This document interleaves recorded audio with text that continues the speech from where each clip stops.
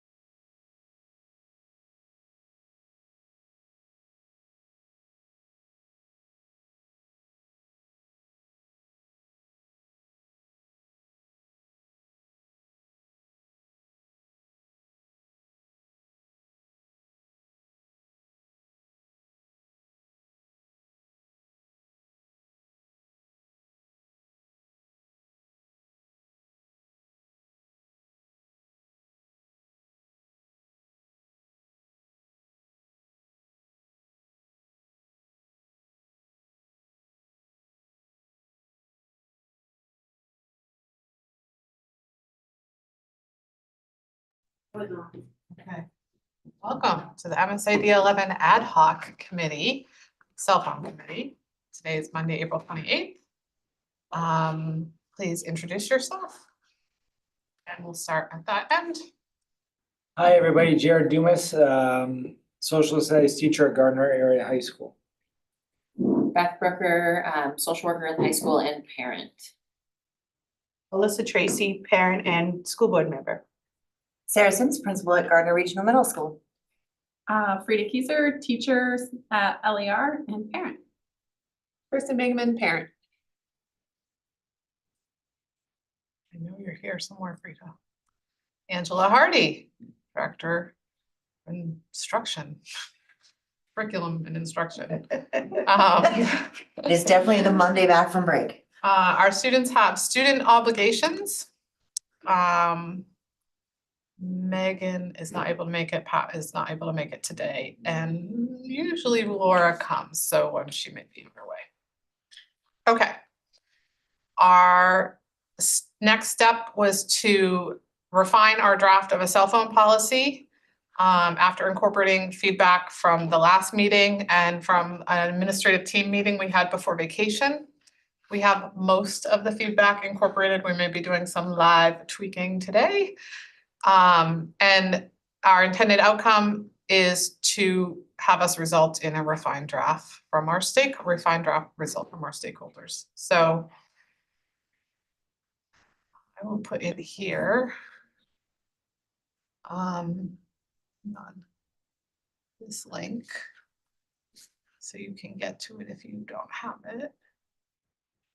And I will project the link so that we can kind of work through it today. Our goal is to have a draft that we feel comfortable with today for the policy committee to review on Thursday. They've already posted their agenda in hopes that they might receive a draft policy from us. It would go through policy and the full board. So there's going to be multiple review processes still. We're not the final one, and they usually look at things with a fine-tooth comb. So I anticipate that will continue to be the practice for this policy as well. And we'll spend most of our meeting doing that, and then any next steps. And we'll go from there. Sound good? All right, so let me try to change what I share. And then share. And then I think I can make it bigger.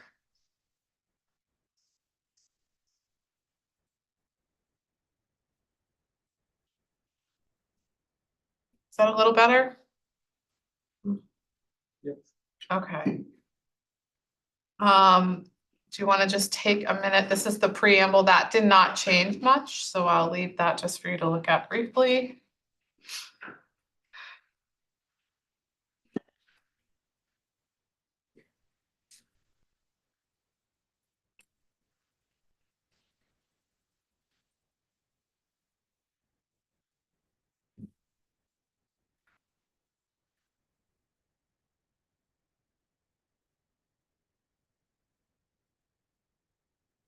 Any questions or concerns?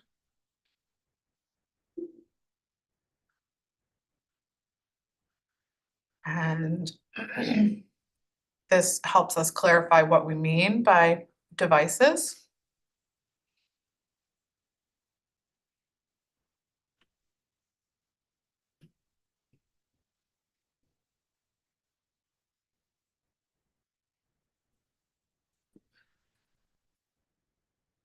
I want to go over the first two paragraphs here, pre-K to 5 versus 6 through 12. Sarah, do you want to incorporate some of the feedback? Sure, we've absolutely. gotten? So I definitely, this was one of the pieces we felt we needed to tease out a little bit better here. And so I just really added in that 6 to 12 section here.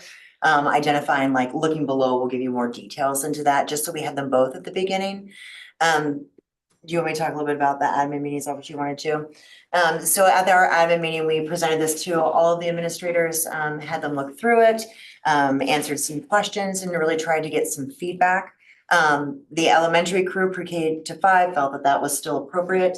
That's what they do now. They do see sometimes some fifth graders perhaps pushing the envelope on the cell phone, but for the most part, they do not have a lot of concerns with any of that. 6 to 12 had a little bit more feedback, especially some concerns around one, just maintaining consistency across 6th through 12th grade. And wanting to make sure that we were definitely following the same rules. They had a couple things they maybe wanted to tweak out.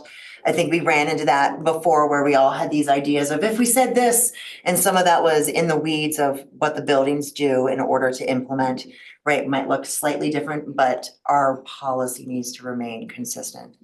One thing that I think is important to note was that the administrative team very strongly felt that they would still prefer a full ban on cell phones. They still felt that that was the direction they had sort of hoped this might continue to go. We did share the data with them and all of that, but that was still a very strong feeling is that people don't truly understand the impact it's having in the classrooms. And that while there are things about this that are nice, especially maybe that middle school layer of trying to teach them some of that responsibility, they were concerned about some of the other issues that that may actually cause. Can I ask a clarifying question? Of course. So I hear you saying that the administrators felt strongly that they would like to see the policy being the same pre-K to 12, that there was no use at all in the buildings. Instead of parsing it out 6 through 12, where we have those acceptable personal use times and those circumstances Right. where it's allowed. Okay, Correct, and that was a unanimous. And if feeling. we were to differentiate, there was a request to differentiate at the high school level rather than the middle school level. That was not unanimous. There was a split around 6 through 8 being completely banned like elementary, and 6 through 8 being limited use like the 6 through 12 policy here. okay. An important point, right now, we are banned like pre-K 5 and it's not working. It's not working in the building, no matter how we try to enforce it. So that was one thing I know I've shared before. Which is why we felt that in this committee, right, we talked about that 6-12 gap instead, should we kind of treat this together? So there was definitely some thought processes and discussion that went around that. I have a question. So I know we weren't proposing multiple different policies, but is there a request for a policy that is, what would a complete ban look like versus this policy, which is a little bit more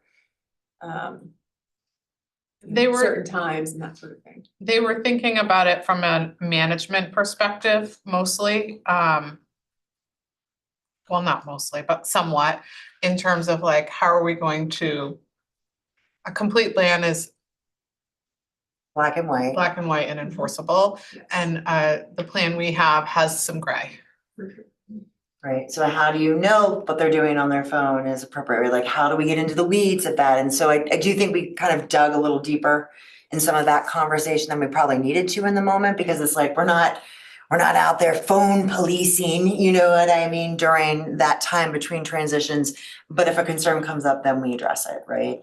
And so I think some of that was, how do we know what they're doing? It's like, we won't necessarily, we have to give them a level of trust and respect that they're young adults learn our rules. And if we find out they've broken them, like taking a picture of somebody, then we address that issue. There are some clear guidelines for which they can then hold people accountable to. So it kept going back to like, there's a responsibility on the student to be aware of the guidelines and follow through with them and know that there's accountability. Excuse me. As rather than just say, it's not in the student's hand, they just don't have it. And so we kept going back and forth around that. I think the policy does, for the most part, answer, how we know that it's gonna be appropriate use. Yes, during those transition times, we can't really stop it. But again, unless we completely prevent them from bringing them into the building, we can't stop that. Even if we tell them to put it in their bags, when they're in that transition time, we can't prevent them from taking them out and using them. And when they're in class, and we've said like, only the teacher can tell you when it's appropriate. So then if the teacher hasn't said it's appropriate to take out your phone, then it's not. So that's pretty clear. And in fact, actually, the teacher needs permission to use it for Right, an like there's instructional very purpose. specific. Yeah, because then it's just like when Then a it falls sub's there, all on of a sudden they can use it. It's administration, like, right? no. It has to be tied to an instructional purpose only, Right. not just extra time in the 80-minute class period to use your phone. Right. My take on that was slightly different, and I think a more clear kind of middle avenue is the one that says you can use the phones in the hallways or in the lunchroom, that you can't use them in the classroom at all. So it's like, what makes it clear would be the time and the place rather than the function. Yeah. Because in the classroom, I'm using it for an educational purpose, even if it'll be the same thing, even if it's, well, the teacher didn't give you permission, then there's a concern in my mind that is gonna turn into continue to be an unmanageable thing. When the instincts and the habits that have developed continue to be what they are, and then you're either keeping 10 kids after class or you're keeping 20 kids after school. If it was clear in the classroom, it's not allowed, that's very clear.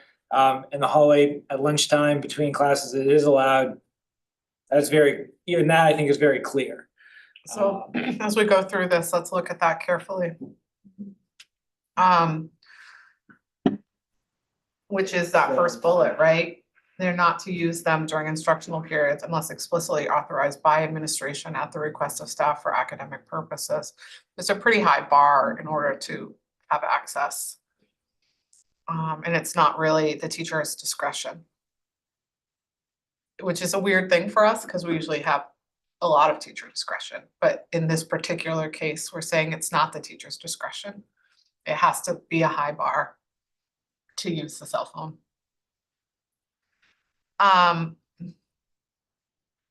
We had some questions about the device storage procedure. Because kids, at the high school, there are some teachers who use a storage device holder and some teachers who don't. And we went back and forth on this one a lot. So what we thought was we needed a standardized system with common shared expectations. And the challenge about, let's just have them put it in their backpack, is not all kids actually have a backpack. And then they put it in their pocket and then they feel the vibration the entire class period. And then that negates the entire purpose of keeping your cell phone away. There was some question about whether we needed locked devices in the classroom. And our sentiment was, if they're visible and everyone has an assigned number and they stick their, whatever it is in their assigned number, no one is to go to that. In order to go to the bathroom, you don't go to your device and then go to the bathroom. You go to the bathroom and you come back from the bathroom, but there isn't a, let me grab my device on the way to the bathroom. So there's a management feature. A teacher's going to need to incorporate a management feature that says, put your device in the thing. And again, the teachers then have to spend 5 to 10 minutes arguing with a student about whether their device is in the pocket. No, I don't think so. But if the phone is out, then there's a consequence for it. But there's a standardized procedure for everything. I wouldn't want a teacher spending 10 minutes every day, wasting instructional time on a tete-a-tete with a student about a device. Where's I your would phone? You rather always have your say, phone. well, if Your it's phone. visible and it's distracting you and it's not in that holder, then you have met your, whatever the consequence chart is. That's on the student to say, It's like, it's almost like the device holder is their opportunity to save themselves from themselves. yeah, You know, it's like, you can put it there because, you know, and I won't know if you brought your phone today or not, if you say, oh, I didn't bring a phone and it's in your pocket or in your bag, okay. I won't enforce that, I won't know that, but when I see it in class, then I'm gonna assign you a consequence, period. Because you had the opportunity, like everybody else, to put it there. You said you didn't bring it, there it is, end of story. To play devil's advocate, what I'm hearing though is that is already the expectation, which is not happening. No, Which is the some concern. teachers- If it's supposed to be away and off during the day anyway, and that's not happening, why is this gonna be any different? it's not in every classroom. It's not a In the 6th through 8th? in the high school, it's not a procedure that's expected in every classroom, even though it probably should be. Right, but 6th through 8th, they're supposed to be off and away. They're supposed to be off and away. So What how we is, find how more is, often in the middle school is that they're then carrying them to the bathrooms to have conversations and texting each other. And so if they're in the device, it's less likely Right. to have that happen. but what I'm hearing is that's not gonna be mandatory, that's their choice if they put it in the bag. The standardized procedure is they put it in there. We're not gonna fight with a student who doesn't, but if a student is if there's an indication that the student's using it in class or caught somewhere using it, they go right through the consequence chart, But why isn't that happening now? because there isn't a consequence chart. And because it's not a standardized procedure anywhere. Right now it's off and away. Right, and there's no consequence if that's not the case. There are, I mean, and there's similar to kind of what we have, they're a little bit more tiered out than like ours are a little bit more direct right from the beginning, but there are, it doesn't, it's not deterring them. Right. This So is that's, I this, guess, my, you're I think and part I'm of just this- playing devil's advocate, like, No, it and I doesn't think- feel that much different. No, I hear what you're saying. I think part of it is there's no alternate place to put them right now, right? So we're telling students that they need to basically keep them on themselves and really resist all the temptation of the 6,000 Snapchat buzzes and even the text from the parents, because it happens all the time. Right. Do you know what I mean? Even in the middle of the day. And they can't, but they don't have anywhere else to put them, right? Now, I can, for example, we have a 7th grade social studies teacher that does have a sort of like, she calls it the cell phone babysitter. And the students come in and just automatically put them in. And she never has an issue. You know, the kids have a number, they put them in there, they leave them, at the end they pick them up. It works actually quite well.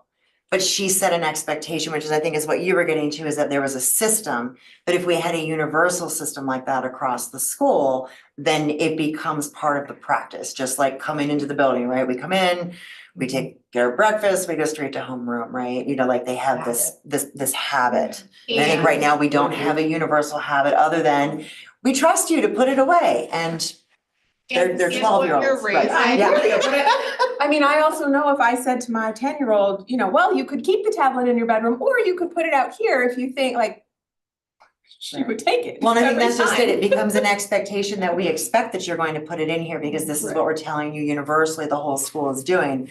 If you don't do it, I'm not, right? I always tell my own children, I have 5, I don't argue with children. It doesn't get you anywhere, it doesn't get me anywhere. We can take a break and come back and discuss this. We don't want our teachers' power struggling, right? If it then appears during class or, starts ringing in their pocket, then we have consequences because you didn't follow the expectation. I think another big difference between what we're doing now and the policy we're suggesting is that right now, there's that verbal warning stage, which is being very much used and abused by students. Because it's really hard for teachers to keep track of who they've given a warning to, how long it's been, how many warnings that they had, what classes, so this policy eliminates that. This policy is their warning, and then there's an immediate consequence. So I think that's really the biggest difference. And then additionally, that universal expectation across the school. What is the current school board policy on cell phones? We don't have one. For students, we only have one for staff, That's why. interestingly. We have some notes in the student handbook. Right. That's what we have. So the other thing, though, is what you're raising is exactly the conversation the administrative team had to. Because when you think from a management perspective, we're working with other humans, so there is no 100% effective way ever. Because humans are clever, and are working to meet their needs. And putting their cell phone away might not meet their needs. And so the idea is, how do you set expectations, routines, and habits, and have a follow through that's also consistent. And we originally, this committee had originally thought we're gonna go head first into a ban. And then after reading through all the feedback from all the different stakeholders, we shifted a little on that, collectively shifted a little bit on that. To try to be more responsive to a broader group. I don't know that we'll have anything that's perfect, and a policy can be amended. After a year in and we have an idea of how this actually played out, there can be recommendations and ask it to go back to policy committee or an ad hoc committee or policy committee for adjustments. Or it can wait through the 4 to 5 year cycle. It sort of depends on what happens. Yeah, I just didn't. It's interesting to hear the administration's feedback, like they didn't get polled as part of our initial, and maybe you all knew They were their part of the opinion, staff. I didn't. They were part of the staff They were surveys. part of Yep. the staff. But not like pulled out specifically, so it's just interesting to hear that they were hoping for that. Well, and if you recall, when we looked at the staff data, a lot more staff said a full ban than didn't. 100%. But Yeah. They then don't it wanna was- see the management. That's like I said, well, It's a lot to because manage. it's lot a to management, manage. right? And then on the reverse, flip side, students and families didn't want a full ban for the most part. There were some who did. And so trying to find that sweet spot is incredibly challenging. And I don't know if we'll get it right the first time.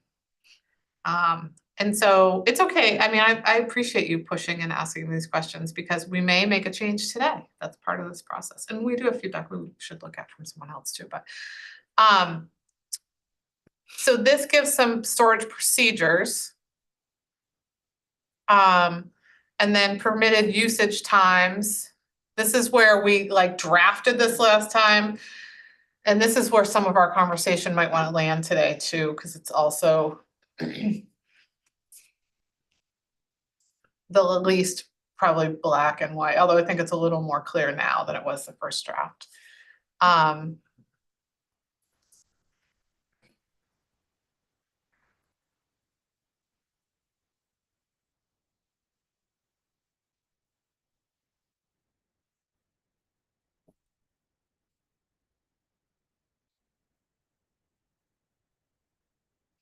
almost feel like we only need that one bullet here.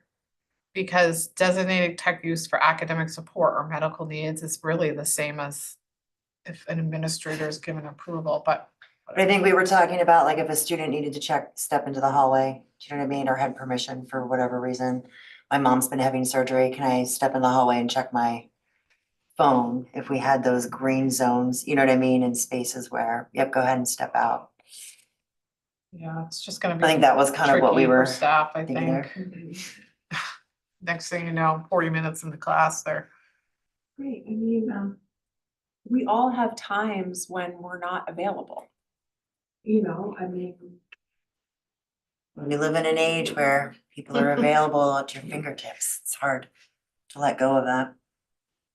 I mean, and nobody ever showed this to my husband, but like, I purposefully don't answer his text sometimes because Right. I'm not always available. That's just not how life is. And I've taught my own children, you don't answer something right away unless it's your parents, that's different. But like, you know, what I mean, like, don't immediately respond, give your friends space. They need to know that you have a life too. And if you set that expectation, then that's what they expect.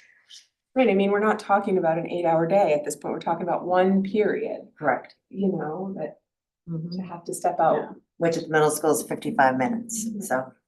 You know, I mean, if I'm with a patient, I'm not available, even if the school called, like, Right. I'm trusting that if something happens to my child while I'm with the patient and my phone is in another room and not available to me, that you're dealing with it, quite frankly, you know? I mean, Yeah. I the think- medical needs is clearer to me, where certain devices are connected. Oh, yeah. that's You know a what I different mean? Situation than a phone call from a parent. I would say that we could take out that academic support from that bullet and just leave in the medical needs, because I do think that's slightly different from up above.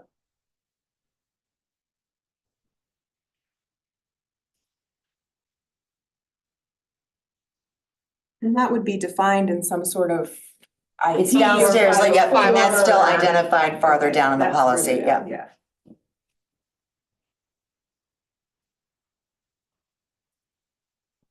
Something like that. Designated instead of suggested.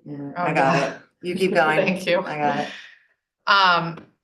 Yellow zones with restrictions, quiet, respectful, appropriate use. So this is where we got a little like, I think it came up here and in the admin, like the high school library, is that a pre-approved academic space or is that a no cell phone zone? Currently, just so everyone's clear, currently there's no cell phone sections in the library. And then there's available use sections in the library. They can't sit there and have a chit chat. It's like if they were looking something up or texting their friend or whatever, it's quiet and they're remaining quiet and all the things that a library expects. But we didn't want to get to the place where we designated that for a building. That really should be in the handbook of the building. And they may choose no pre-approved academic spaces. Hallway transitions, the high school has those built in, so they felt like, well, you know, it's 4 minutes or something like that between classes, right? 5 minutes. And that seems like, well, it might keep them from the 80-minute need to check every, you know, within 80 minutes. And honestly, going from meeting to meeting, I check my cell phone from one meeting to another meeting, see if something's coming up or something got canceled. But the middle school doesn't really have transition time built in, Correct. so they may need to think about that. The other thing I think to point out here is this first line here, phone calls are limited to conversations. The admin team felt very strongly that if they can text, why are we allowing phone calls between transitions? And is that really necessary? Checking your phone and a text is one thing, but do we really need students on their phones having phone conversations? And especially because the original draft had things like what they can talk about and stuff, and it was like, well, we can't do that, we can't manage that, and should they even be on there, they can be on their phone before school, after school, do they need to be on their phone during the day? Like talking, Right. FaceTiming and talking is what our issue was. Yeah, and if parents and guardians need to call, they can also call the school directly and do a phone call through the landlines. Right, and also like, we can't really guarantee that they're talking to their parents or guardians, We're not So- gonna take the phone away. So take that out? yeah. I was gonna say, oh,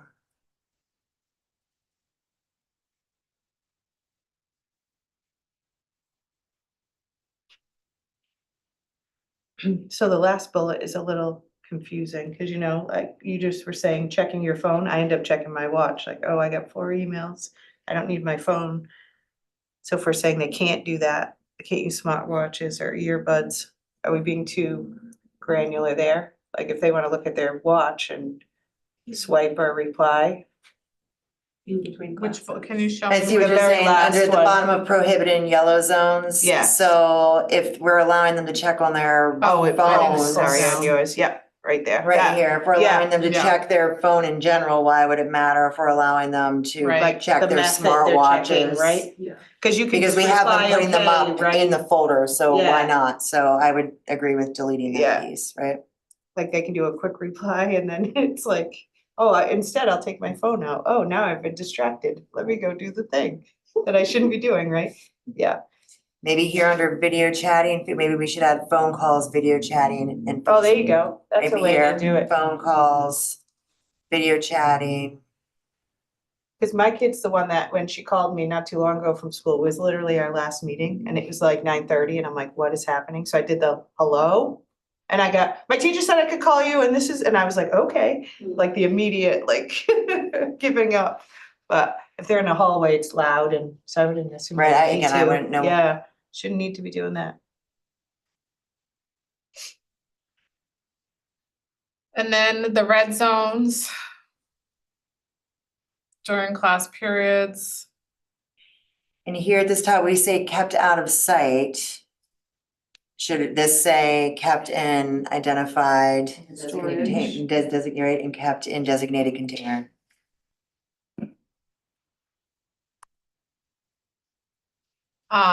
Except for the examples include restrooms, assemblies, testing environments.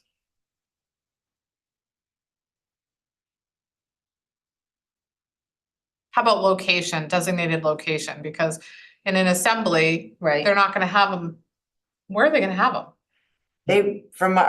Ours leave a class, we have the assembly and then they return to that class to get their things. Right. And teachers are supposed to lock and close the High doors. school doesn't work that way though, so they would have to have them tucked away. They're usually dismissed from their advisory.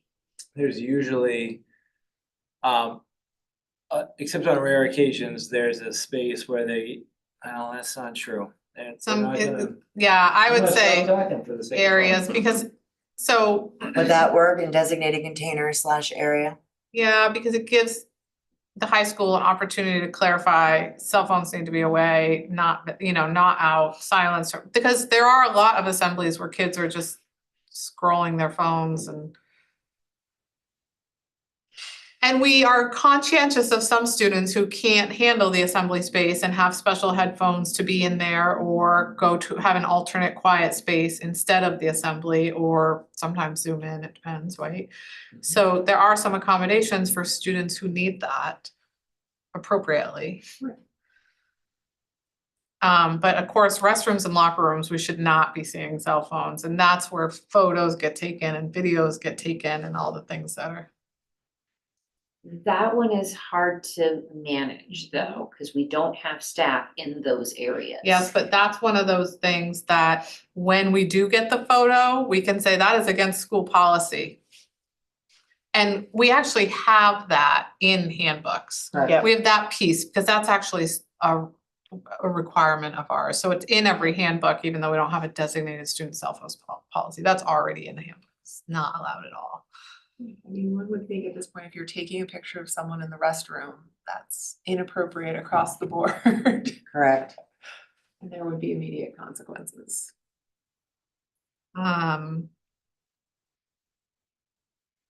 Testing environments, obviously. I added that, like randomly occurred to me. I was like, Yeah, so oh, we should put that in Sending out there. all the, what you Yeah, right. can't do during. Yeah, there's testing. like, when you're like going through and you're like, oh, yeah, testing environments, especially because I was doing New East. I was like, oh yeah, that's gotta go in there. State testing. Okay, then we provide information on parent-student communication. Should we call that family-student communication? Yes. Like,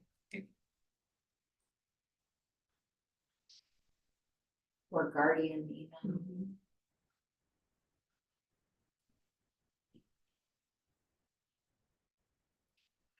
I'm about to say family guardians here too to match. Or do you want to keep it like parent guardian? Because I'm thinking family, like what if it's like Okay. my sister? Yeah, like I had parent guardian here, so. I'm still, yeah, we've been trying to be conscientious of that. Main office, the teacher's classroom under supervision. Transition times or lunch. I see this all the time in student handbooks, actually. I started reading more of other people's Oh, handbooks. yeah. And I'm gonna take out may text. So you don't wanna call during transition. How about may text parents, guardians during transition times or lunch? They can access the main office if they need to call, Well, that's in the first sentence. right? Is that my, right? Yeah, the first sentence. Okay. So you got that covered. Okay, just wanna make sure. I know it's hard when we've read this so many times.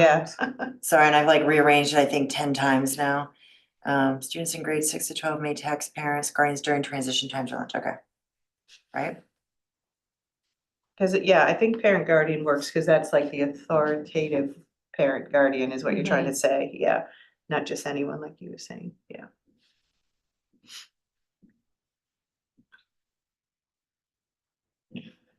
Okay, medical exceptions.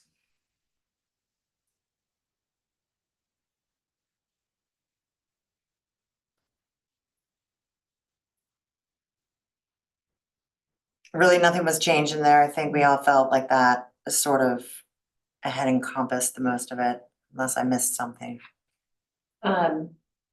Guidance counselor is a term they're trying to do. School Yeah, school counselor. counselor. That's right, thanks for catching that.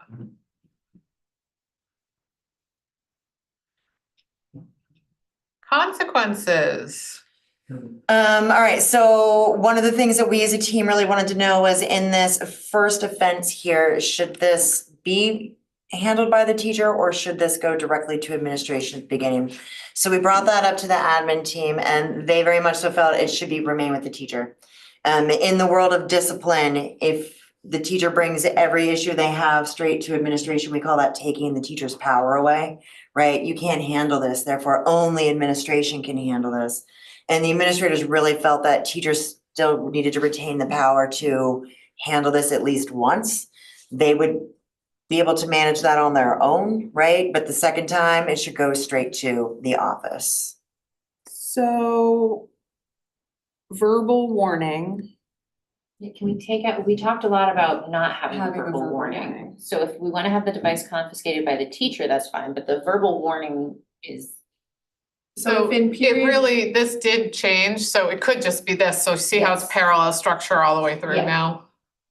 So if it's confiscated in period 1 and then handed back and they go to period 2 and This it would be comes out. teacher by teacher. So there's no way we could cross, and so having done this, we tried this one time in the middle school, I think my first year here, this was a concern was this, and we tried a shared doc, it was chaos. So they and could so what- technically have 4. They could do it. So they could 4 wind up with, times. they could wind up with 4 first offenses with 4 different teachers in one day. But that teacher is responsible for maintaining that was a first warning. So It that goes when the in pouch. second one occurs, it then goes to the office and now it becomes the office's tracking. But you'll have so many first warnings for every Well, student. There may be, well, that's You'll have just 4 first warnings one day, and then everything else turns into second, losing it third, and fourth, getting right? Yeah. disruption. But then, right. I don't know, I keep coming back to, okay, so now we're giving them more than one first warning, which seems silly. Mhm. And also, if they have a sub, we're now giving them extra first warnings because the sub won't know if it's a first warning or if it goes to the office. What do you suggest? I think it just goes to the office. Like, I know that's a pain for the office, but I don't know how we keep giving first warnings over and over and over. Can you imagine that though with 600 kids? Maybe then they'll be ready to redo the policy. I mean, it just, don't know. it does feel strange to say, well, this is your first offense, like 4 times in one day. This is your first offense in my class, the In my second time class. I see it, I'm Right, keeping next time it it's going to the in office and- and you won't get it back for the that- rest I of the mean, day. Period. It's really that simple. Is that reasonable for you? How many students do you see in a 2-day period? I see approximately 100 students in the 2-day period. But I'll So is tell it- you that the first time I take one of their phones and they don't get it back until the end of the day, I won't see another one. Yeah, But you're only taking it for a class. Right, first time, that's true. I mean, Well, maybe know what I that's, mean? maybe that's the change. Sitting in a room with and 20 teacher keeps kids. it until end of day. if I sell this the right way, if I say, look, this is a policy, this is your first warning. Okay, this is the thing I've put on the wall over here, so everyone's got a number, and you can keep your phone here. If you choose to keep it and I see it, I'm taking it for the period. If the same thing happens on Wednesday, I'm taking it, and at the end of class, it's going down to the office, and you don't get it back until 2:00. The first kid that does that, when I take their phone and when they refuse to give me their phone, I call Mr. Strout, and he comes up and removes them from my classroom because they're not doing what they were asked to do. And that's insubordination, and that's a classic thing that we deal with at the high school level. Those 20 kids will figure out really quick, okay, I'm either putting my phone in there or I'm not even bringing it in this room. Right. And it's gonna suck for a week. And what it does is it reinforces the teacher's authority to be able to handle the cell phone so that it's not a, well, what are you gonna do? Take it? No, you're not. You're gonna make the admin come get it. Oh, admin's completely all in a meeting. There's nobody available to come down. So it gives a little teeth to the teacher. I don't do know. think we need to be clear though, that it's not, we're not giving them a choice to put it in the device storage though. It's like, you will put it there. We're not gonna argue if they say, oh, I don't have it. But we're Right, not like, choose to Correct, keep it on your the person or. expectation not is a everybody choice. puts it in Yeah. here. but the reality is there's a consequence if Yeah. they don't put it in there and pull it out. Well, you have a consequence. Here it is, it's mine now. And then it's mine for, then I bring it to the office for the day. So I've learned that zero tolerance policies don't tend to work Yeah. in lots of ways. So I do worry about going directly to like some significant, I do feel like kids need a chance to be like, oh, this is real, Mhm. Now, Some kids are gonna learn that. in Hear that a the lot. first couple Yeah. days, there's gonna be an implementation spike, how it works. They're gonna learn it, they're gonna test it, everybody's boundaries. they're gonna see if people follow through, and then they're gonna follow through with the concept, then once I they see a just- few kids not having their phone back at the end of the day, it kind of changes. I guess what I'm sticking with is I'm just remembering back to the staff feedback, and there was very specific feedback from staff that said, I don't wanna end up being the one that's enforcing and others aren't. So if it's up to me to take a phone and keep it in my room and I'm opting, you know what I mean? Are we just playing into that fear that some of the staff had about a policy? Or are we giving enough support to all around, like office staff, classroom staff, substitute? Are we giving enough support to adequately? hold So those let's policies? play this out at a second grade level. Mhm. Kid brings the fidget toys or the stuffed animal or the whatever they got at some special event to class. And there's the after show and tell or their morning meeting, they're supposed to put that in their locker in the hallway. And next thing you know, they stick it in their little desk or their pocket, and then they pull it out 12 times that day, and at some point you notice so you're gonna send it right to the office and they're not gonna get it till whenever the principal can get to it. For a toy? No, I put it in on my desk. What's the difference? This is a high school toy. I mean, the phone that I confiscated, I sent right to the office. I didn't keep that. Yeah, but that's second But, grade and they're not yeah. even supposed to have them in the building. Right. Yeah, no, I get it. I just. I'm just also If- trying to think. Well, of I like, think Well, the with me opportunity. all day, so I know that if Right. they've gotten a warning for something. Yeah. They've gotten that warning. And when I bring them to a special, I say like, hey, just so you know, this is what we're doing when I bring them to lunch, So like everyone has that. You're not walking your kids around the building all day, nor should you have to. I mean, they're high schoolers. 80 minutes is a long period. Like, I'm good with it. I'm not the one that's gonna be No, I enforcing it. know. I'm just No, but wondering, you is bring it? up, you bring up a really good point, and it's the same thing that goes on with hats and like. That's what I was it's- getting ready to say. It really is, School you know, hats, and- some and- staff will and allow what it I'm even when they're not hearing, supposed to. and I hate to say this, cause I don't wanna sound negative. What I'm hearing is depending on the stakeholders in the particular stakeholder group, I'm hearing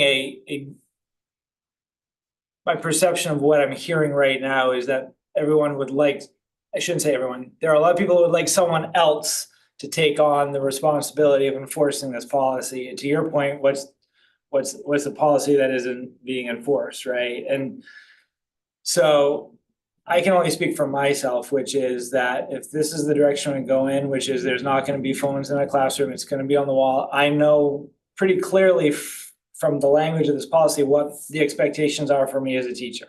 And then it's my job to do the best I can to manage it and to communicate, document the information, get it down to the office. I personally know that it's not a perfect system. I feel comfortable and confident in my ability over the course of time to get the kids to understand that if the phone isn't in that thing and you take it out, you're going to have time after school and you're going to lose your phone. And it's going to be on my desk today, and I'll do my best to I'll document it, and hopefully 2, 3, and 4, your teachers will see it, maybe they won't. But the second time I see it, it might not be today, but Wednesday, I am gonna take it and I'm gonna bring it downstairs, and then you won't get it back till 2:30. I think of that, people who are period 1 teachers at the high school are gonna bear the brunt of that, but everyone's got a period 1 class, by the time they get to my period 2 class, they might not even have their phones already. They might, they need to Could be that person. So to add to what you're saying, Jared, if people don't feel like this is right, they feel like the first offense should go to the office, I think the teacher has to make the phone call home on the first offense, and then the admin makes the phone call home on the second offense. There's no way I am asking an administrator to be the only contact home. Mhm. Teachers have to have some opportunity to own their classroom management practices. And so if you don't think it should be just the remainder of class, and you think the first offense should be for the day, then I'd say device confiscated for the day, teacher contacts parents, student retrieves from teacher at the end of day, or from the office, I don't care. And then once it's a second notification, it's admin that calls the parent, or we just do the end of class and admin becomes the second offense. Like, I don't want admin being responsible for calling home at the first offense. And I think the teacher has to have a role to play in this. And it's either dealing with the first offense as it was, or dealing with it for remainder of the day, but they call home. There's gotta be something that the teacher's responsible for it's their classroom, it's their management practices, and we don't prescribe everyone's management practice. We have guidelines as part of our evaluation process, but we don't then specifically say everyone has to follow this one thing. In this case, we will have a consistent standardized procedure, but the way in which you couch that procedure and follow through with that procedure is still the role of the teacher.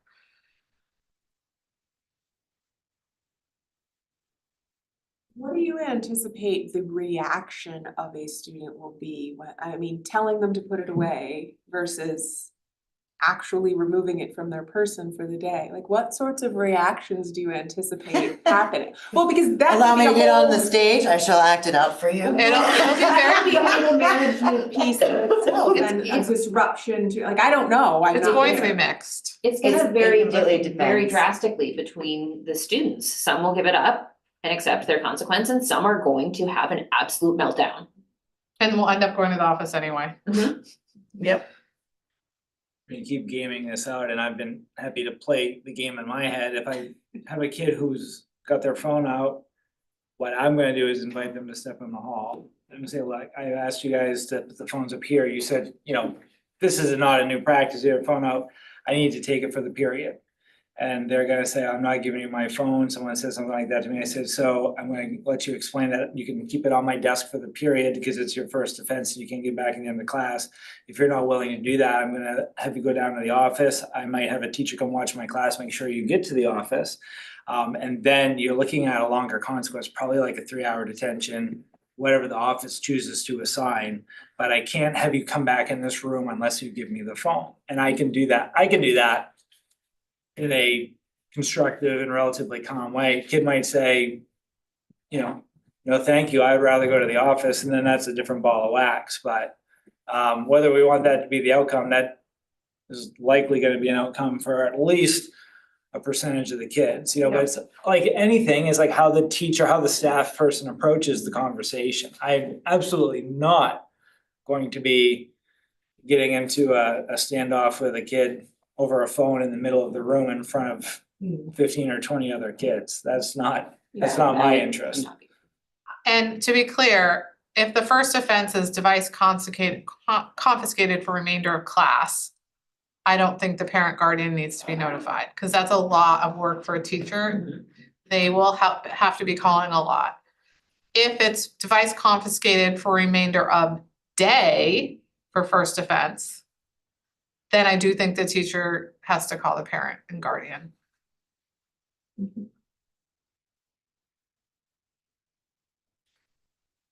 But it also, I mean, you're basically jumping to the second offense. You're basically saying, No, I think end of period is good for a first offense.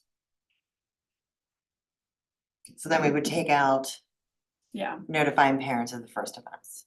What do you think is the classroom teacher? I mean, as a classroom teacher, I would prefer that the first offense stays with the teacher for the period. I would be willing even on a first offense to call parents, because what I'll say is, look, this is what happened, and so this is what I did, they got it back at the end of class. But just so you know, have a conversation with them, because by our new policy, the second offense, it's going to be down in the office for the day. And the third time it happens, not only will it be down there for the day, but there's gonna be a detention assigned. So. in the training, the staff training, we can offer a script like that. That makes it a little easier for those who are new to those kinds of And they're conversations. uncomfortable conversations because parents are gonna be upset. A lot of parents aren't in favor of this policy anyway, and it's being able to diffuse and validate and listen and just say, I understand exactly where you're coming from. This is our policy, and I'm expected by administrators to enforce it. I'm just calling you to let you know what happened. And in the future, it can be avoided if your student does this, and how you can help, you know? When you do have a first offense like that example, Jared, would you then put that in the child's record too? I would log it in Power Schools, so, Okay. you know, and I would tag Mr. Strout. I tend to have the underclassmen, you know, I'd tag the grade level administrator and let them know, and they would get an email that would say, it would be in real time. Now, I'd hopefully be able to write them up between classes or during class. I could probably find a minute, so it's timely, but I can see a world where for some teachers, it might not happen till 2:00, but Right. you have 2 to 2:30 by contract to work on that, so. I'm just thinking it through, like you Yeah. said, you call the parent, right? And then the first thing is, well, I didn't know anything about this, Right. right? Mhm. Well, You that's can just say, it. well, It's I like, documented we it in always your say file. call Yeah, home. Yeah. Call home, even if it's just an email. Yeah. Hey, we wanted to let you know. Right, Right, which is why it says parent guardian notified by teacher, so yeah, depending on what they know, what who that they know about parameter them. is, It's yeah. A little best comfort. thing. I've made a try to lot of phone call. calls to parents, so I'm pretty comfortable with it at this point, but A form of communication is particularly helpful. Yeah, there you go, right. Very good. Where do we stand on this? It's 4 minutes to 4. Are we in a position where we feel like we can make a recommendation, or do we not feel comfortable? Like your meeting said we were till 4:30. Oh, did we? That's what the Google Calendar invite said. Oh, Not to keep Look at everybody here a you. half hour, but. wow. I just knew I needed to show up at 3. We Yeah. can go an extra half hour. We can wordsmith. We can look at this quick But you check purposely here. planned extra time knowing that this was. That's what I meant, Krista. It's just a typo. So do we need to say the policy will be added to handbooks, or do we want to say something about it being more granular in student handbooks for a specific criteria? We don't usually put policies in handbooks. so- We do, No. they're in all the handbooks. They We are? do. Yeah, Oh, geez. they're Yeah, at so like least- ours, we don't put it, we put it in layman's terms. Okay. And then we link the direct policy. Okay, all right. Like, That's so, good. so like we might have, for example, the immunization policy in there, right? Cause kids get immunized in the middle of Right. middle school. And we don't have the The schedule. wherefore art thou Romeo part of it, but it's like, here's kind of what you need to know, and then here's a link to the immunization policy. Yeah, Feel so free you to can read it. click right there. And so it's kind of, that's how we tend to do it. We put it into, again, what I call easy understand Yeah, terms, and then we let perfect. them have make sure they have access to the full.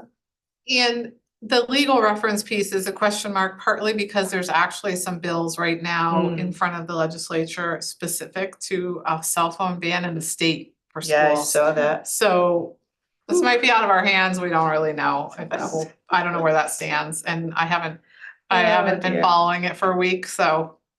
Yeah, it changes in any moment. Exactly, I didn't have time to check this morning. see how Yeah. those unfunded mandates play out. Yeah, so, but that's where the policy committee can come in and add some teeth. Any other thoughts? It's not adopted. Oh, do you have that email? Is there something that we I should do, reference in in it? fact, I was just trying to scan it real quick, so we did have a parent reach out and wanted to share some thoughts, just for the committee to really take into account. One of the things they shared was that a concern about bins or however that storage was, is that if we do have kiddos who maybe don't have cell phones, would that help make them feel odd that they don't have a cell phone when Oh. some of their peers do? I know for us, it depends, cause middle school is usually the time when our kids get them, so it's kind of splotchy at the middle school level anyway. I mean, High I school think might look there's a little going to be different. some kids who don't access this. I mean, Yeah, I think it should just be numbers, not names anyway, so no one knows. You only know your Right. number, like you're assigned number 1 and you're assigned number 25, pop them in there. And I don't think any teacher is gonna spend a significant amount of time paying attention to who's putting it in there. And I think honestly, week by week, it's gonna change who has a phone and who doesn't, because kids They are can gonna get lose them their taken. phones. Like, I take my kid's phone sometimes when he needs to have it taken away. You So wouldn't. sometimes he might not have it. For nothing to do with school, well, like in the day by a Yeah. teacher. And Right, something- right. Sometimes I decide he doesn't get it. There was another additional, like there's a couple layers, concern that would just putting them in one place, make it easier for somebody else to take them. Again, I think that's part of the, like, from my perspective, the procedures we would need to do. Where are we storing them in the room? You know, are they in the back where no one's paying attention, or, right? So I think some of those are That's something. the some pieces administrative team did administratively we would talk have about. to address. And that's not Um, something we can put in the policy necessarily, but it is Right. something the administration would need to be working through. I think that's one of those things too that can fall to personal liability in regards to, like, we're not requiring them to bring phones to school, and if you bring your phone to school, there is a chance it might get taken or lost. That's a risk that you're taking. And that is a policy we have, that you bring your cell phone to school as your own risk. Yep, personal devices. And we can mitigate as much as Right. possible by Right. like Right, we making try to sure help, it's Right. in a visible spot where the teacher can see at all times. And in an emergency, going out for fire drill, they could grab it on the way out the door if it's accessible. Right. Otherwise, everything stays and you come back to, the room And- gets locked and you come back in the room. And you when it's actually unlocked. segued to the next question, which was about emergencies, and does it have kids spend more time getting their phones?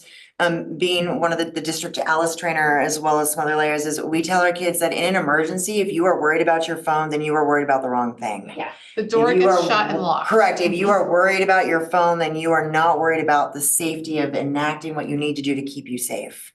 And so we always say, what are you gonna do if your phone's in your backpack and you're in the bathroom? Are you gonna go back and get right? You don't worry about your phone, you should be focused on following the drill and focused on your safety. yeah. To go back real quickly on the concerns about like theft around the phones, everybody's phone is super personalized at this point. Oh, yes, It's it is. Super easy, and I don't know anybody that doesn't have their phone locked with a password or Face ID or whatever, so like, people aren't getting into other people's phones, and if your phone is missing and the teacher's like, all right, everybody, like, show me the phone that you picked out, we're gonna find out whose belongs to who, like, Yeah, it's not gonna be that easy to steal a phone in any useful way. Yeah, and I mean, I do appreciate all of our emergency procedures, you know, the doors are locked already. We shut the door is locked, the teacher has a key, kids don't have keys to classrooms. When we return from the emergency, you're returning with the same kids you left with. Hopefully, I mean, under all circumstances thus far, right. and you grab, you know, then they can transition to wherever they're supposed to be with supervision of that cell phone holder. I think one of the last pieces, trying to catch the mom, sorry, while also being like, was about students having the ability to use their parents as a scapegoat in an uncomfortable situation.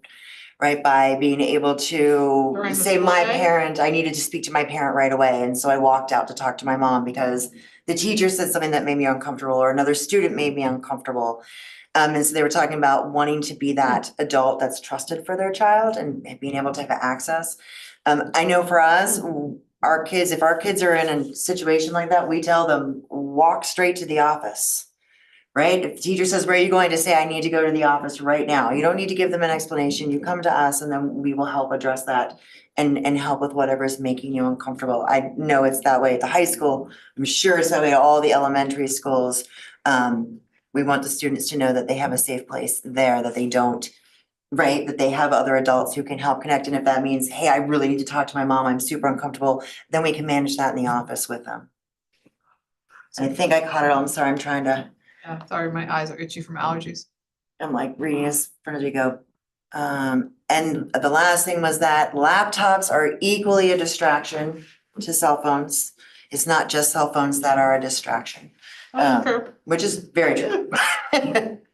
So just kind of considering that layer that students do know how to work around, but we do have a laptop policy on acceptable use that we enforce that is outlined like That everybody reads every year. Yes. correct every year, but and that is also in here, but that one is already outlined, kind of like what we're doing here, And so. there's a lot of follow through on that. And I can tell you, we have 19 right now in the office that students have lost privileges to for not following those policies. So we follow that one because we have a policy that we can follow and is clearly outlined. And no policy creates more challenges than having a policy. Right, as soon as you start one. Yep, I mean, those are valid, many of them. For, you know, especially not being in the school every day and knowing what some of the options are for students. So where do we stand? so we have a note in here about reviewing this each semester or trimester. Yeah. Is that enough when it first starts? I'm sure there will be more. I think Yeah. when I initially put that in there, the Yep. idea was just that we are, Don't just it will be leave it. reviewed, right? Yeah. Let's, especially like we need to continue to review it. Like I know I tend to send out, well, I send out a weekly newsletter to parents, but like I tend to at certain times of the year put in Yep, just a reminder. Here's you know, you get them, you've had them Yeah. before. yeah, But I do like, don't forget, this is our policy. So we tend to, I think it's nice to just remind them, especially after breaks. yeah, that's. So it doesn't necessarily have to be like, here is the first of the second trimester or semester, but hey, we just got back from winter break and let's remind everybody and families that this is the policy. Is there a way to just clarify that statement that we're reminding them of the policy versus reviewing it? Cause it seems, the way it's written seems like we're gonna review and We're maybe gonna change change the it. policy. That's where I was However, headed we with it. shared Yeah. yesterday, and it's sort of be Like we gotta let it go for a while. Right, and right, then we can't see. be changing the policy every trimester. No, how's that? The policy will be shared. Yeah, There you go, something like that, cause it's new Yeah, and it's refreshed, relevant. and- students will be refreshed or reminded of policy each, whatever. We shared it and refreshed. well, reminded, like that better. thing. I feel refreshed. Let's see if anybody uses that word once this policy's in place. This is your refresher. Yes, Ooh, we get How about, refreshers? this policy be shared with students, staff and parents at the start of each semester or trimester to remind them? Do they have to sign the handbooks? They do at my school. So what I would recommend exactly. is putting a little clip in the handbook. Yep. We agree to follow. Oh, it says right here, we are putting them in the handbook. With the signature. Perfect. And maybe initial on these specific pages, like sign the handbook, and then, you know, like a lot of important documents, there are specific sections you have to initial in addition to signing. the But we whole need them to thing. keep the handbook. Yeah. And the handbook's also online, so Correct. we need them to turn in the sheet that has like, you've agreed to the, whatever, the We do. photo one. Or the on my school bus. I can tell you what we do at the middle School schools, we bus. don't allow them to access their Chromebook unless they turn the handbook sheet in and all the tech sheets. Therefore, we have to get it back if they want their student to But access how? their Chromebook. But how do we do that with the phones? But that's what I'm saying is that it goes in but in the handbook, the policy's in there and they sign a sheet at the bottom, them and the student. They sign a sheet saying, I've read and understand all of the policies outlined, for this school year.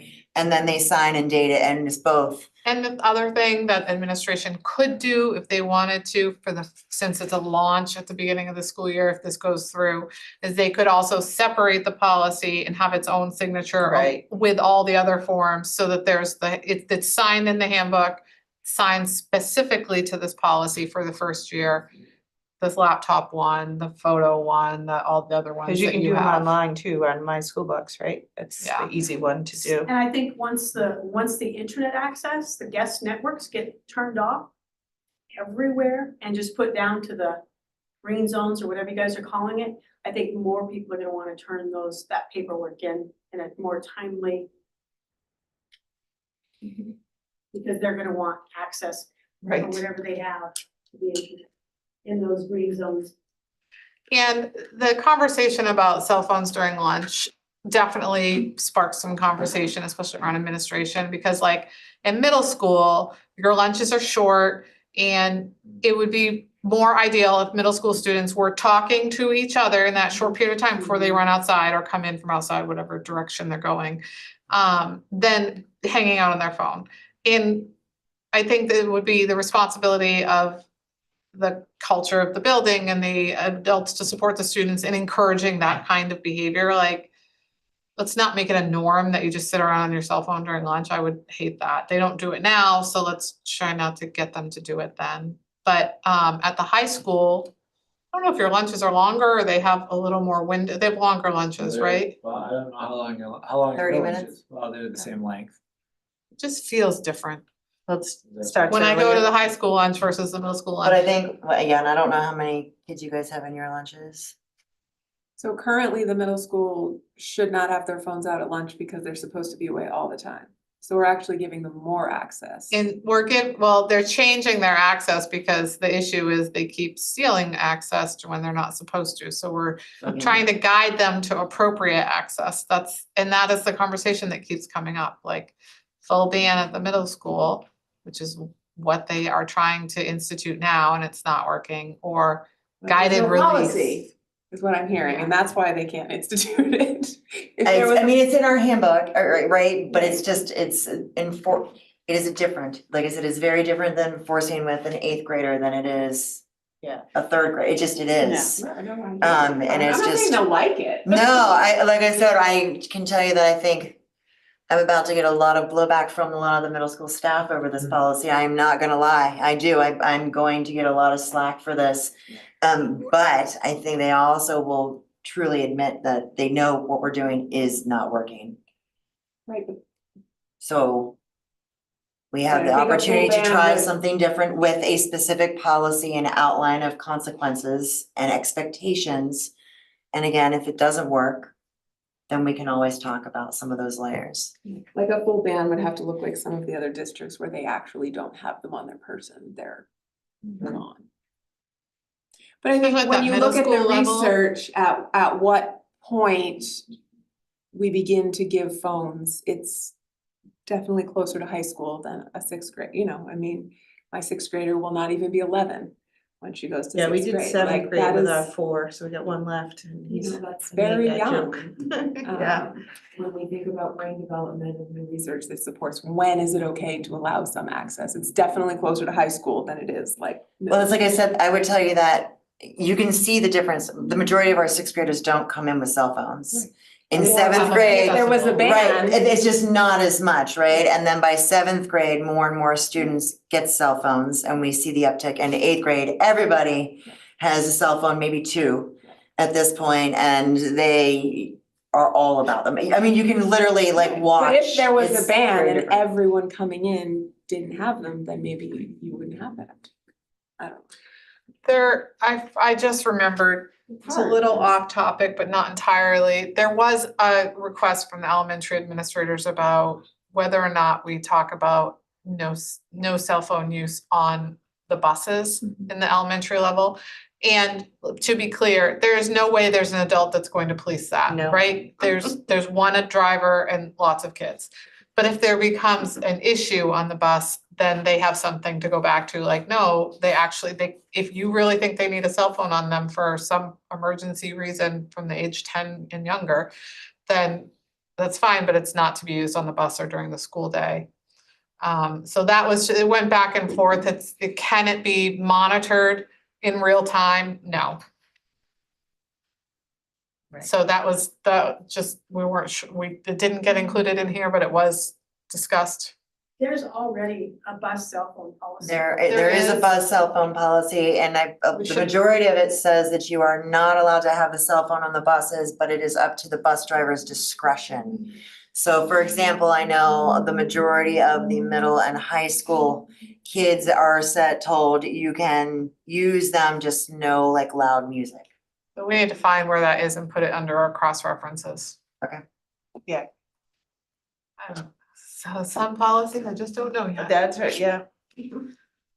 So what's next steps? So the next step is we decide if we're ready to make this recommendation, and if we are, then it goes to the policy committee on Thursday.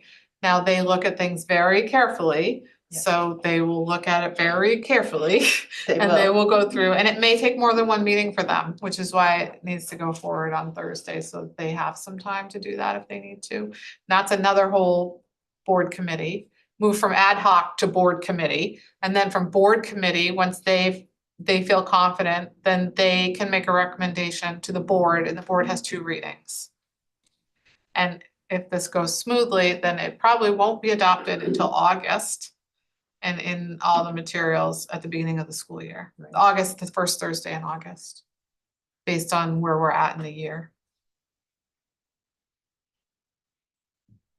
I feel like we're at a point where I would feel confident and comfortable submitting this policy to the policy committee for their consideration, knowing that they will continue to work on it and bring it up the line as they see appropriate. But I think we've done a pretty good job of hashing this out pretty thoroughly. We understand the ups and downs, the pros and cons. But I think it'd be a good time to advance it. I agree. Yeah, agreed. So Their due that's process. that they do. Universal, if there's Yeah. anyone that disagrees. Okay, we'll go through and add those codes under the policies once we find them, and we will share this tomorrow with the policy. Well, Martha will send it, she'll get it in the format that it needs to be in, and she'll send it to the policy committee tomorrow through her public communication pathway. And they'll have a meeting Thursday at 5:30. 5:30 on Thursday. And then we'll see where it goes from there. Yep. Thank you for your hard work. Thank you, everybody. Thank you. Right, look at that. We are adjourned, 4:16. And no further meetings right now.